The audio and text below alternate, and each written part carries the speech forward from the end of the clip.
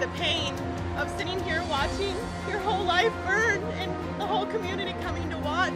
I'm kind of in a panic right now because the designer of the dress, it takes 4 months for a dress to come in, and I'm almost exactly 4 months away from the wedding. So I'm kind of at a loss of what to do now. We need to treat each other with respect and decency and kindness that has clearly left a lot of our political arena. I don't think we win if it's just about a referendum on Barack Obama. I think it's got to be more. I think voters are hungry, and my state a good example.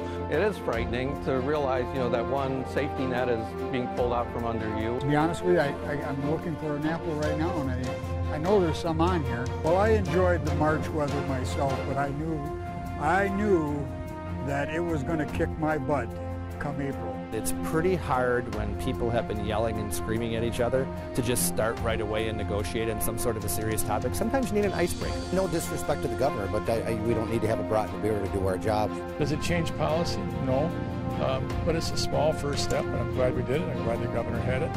And we'll see, the proof's in the pudding. We'll see if they really are interested in working in some bipartisan way on at least some legislation. We've been through a tough session, and we've been through some very contentious recalls. But this certainly broke the ice. And again, the outpouring of Republicans and Democrats that showed up here, both legislators and their staff, I think it was a good chance for us to interact, to get to know each other, and find some common ground as we go along. I was supportive of Tom and have been supportive of Tom.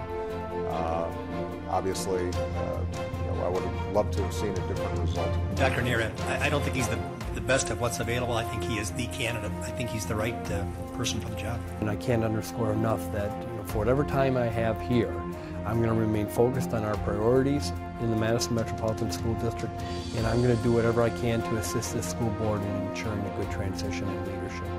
The left side of the house was in flames, just started pounding on the windows, yelling their names to get them out of the house.